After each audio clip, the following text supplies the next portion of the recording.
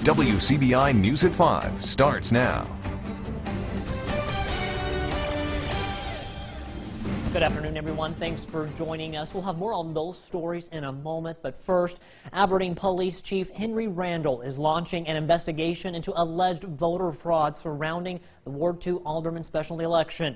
The police chief says 2 people are being investigated for allegedly trying to, quote, fix the election. According to the chief, they're ordering absentee ballots be sent to the homes of elderly people. Then the 2 individuals are reportedly going to the homes, marking the ballots for the candidate they want to see win, then forging the elderly person's signature on the ballot. As of today, 20 absentee ballots have been collected by the Aberdeen Police Department. A family member came in. Once I started with that family member, come to find out it was a whole lot more of the same thing going on. So I've been ripping and running back and forth. People call and say, look, I'm not trying to go to jail for something I didn't do. I didn't order this. My family member didn't order this. I usually bring them in. If I have time to vote, we vote. If we don't vote, but I'm making sure that you don't come pick up my loved ones for something that they didn't do because someone else did it. The Aberdeen City Clerk's office has been in contact with the Secretary of State's office to make sure that we are following all the correct procedures for the upcoming election, and they said we are doing everything correctly. Randall says the 2 people under investigation could be charged with forgery, false pretense, and exploitation of a vulnerable adult. So far, no arrests have been made, but are expected.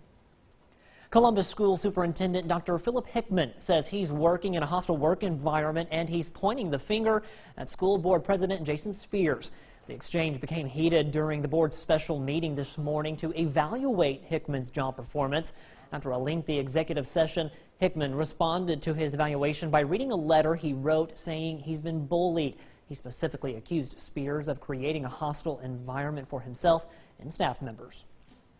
Dr. Hickman produced a letter, made the statements that he did that are inaccurate and untrue, and of course the board has directed the attorney to evaluate the letter itself. The only thing that I'm asking as a result of this letter is not to disrupt the district, it's to allow me to finish strong for these children. Allow me to allow these youngsters to have an excellent education. The board members will take up the matter again at their next meeting on February the 7th. A Greenville lawmaker says it's time to overhaul habitual offender or 3-strike laws in the state.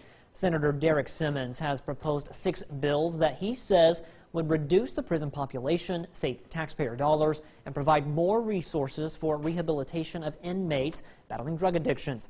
One bill would stop 10-year-old felonies from being used in Mississippi's 3-strikes law. Under that law, a 3rd felony conviction labels that an inmate a habitual offender who must serve out their entire sentence. Simmons says his legislation would impact only nonviolent offenders, and that money saved from reducing the prison population could be used for other services. However, law enforcement organizations statewide are against the proposals, saying the habitual offender laws are there for valid reasons. And what a lot of data suggests is that you have nonviolent offenders who commit property crimes because of a drug addiction. They've never been to prison, but they committed little petty crimes like felony shoplifting, maybe a grand larceny, and on the third felony they may have a possession of a drug charge. Or you're sending the message that the punishment is not going to meet the crime, then you're sending a very dangerous message to our community and making it unsafe, and I certainly do not support it. Senator Simmons says he should know by Tuesday whether his proposed bills will make it out of committee. A bill that would impose long prison terms for gang members in the state is moving forward in the Mississippi House of Representatives. The House Judiciary B Committee voted today to send House Bill 541 forward to the full House. The measure would require that any gang member convicted of any crime, even a misdemeanor, spend an additional 5 years in prison. It would also classify all gang activity as violent crimes, making it harder to get paroled. The measure also lets public officials and individuals sue gangs for money. Lawmakers from both sides of the aisle are saying let special counsel Robert Mueller do his work. Following a New York Times report, President Trump demanded the head of the Russia investigation be fired. Mola Linghi has the latest from the White House. Reporters pressed President Trump about a New York Times story that claims Mr. Trump tried to fire special counsel Robert Mueller last June. Fake news, folks, fake news. What's your message today? Typical New York Times fake stories. According to the Times, President Trump backed down after White House lawyer Don McGahn refused to carry out the president's order and threatened to quit. CBS News has confirmed the president discussed conflict of interest concerns about Mueller with top advisors at the time. But by August, Mr. Trump publicly insisted there was no thought of removing Mueller. I mean, I've been reading about it from you people. You say, oh, I'm going to dismiss him. No, I'm not dismissing anybody. Earlier this week, the president again told White House reporters there's been no collusion and said he looks forward to talking with Mueller.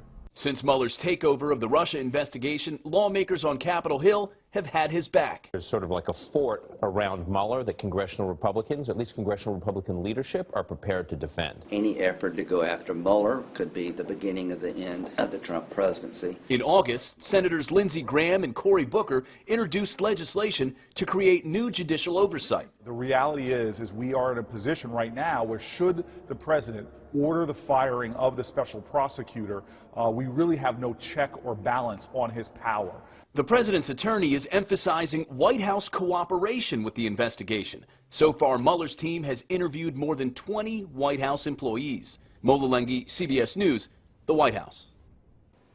Under the law, it's Deputy Attorney General Rod Rosenstein who has the authority to fire Mueller because the Attorney General has recused himself in the case.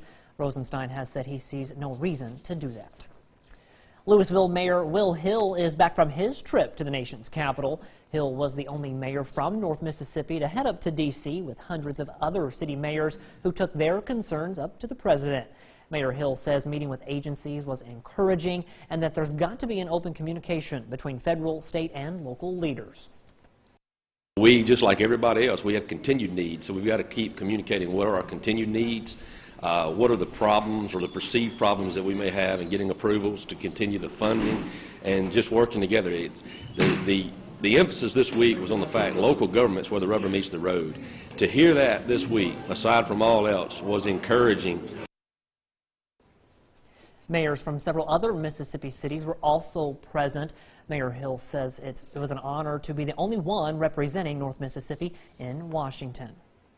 Well, folks, we finally made it to Friday. Let's toss things over to Chief Meteorologist Keith Gibson with a first look at our forecast. Hey there, Keith. Hey, Scott. TGIF, a pretty nice Friday for us. Some clouds, some sunshine out there today. Currently partly cloudy in Columbus, 57 degrees, a southeast wind, a bit high at 14 miles per hour, but widespread 50s right now, mid and upper 50s across our area. Some spots like Jackson still around 60 right now.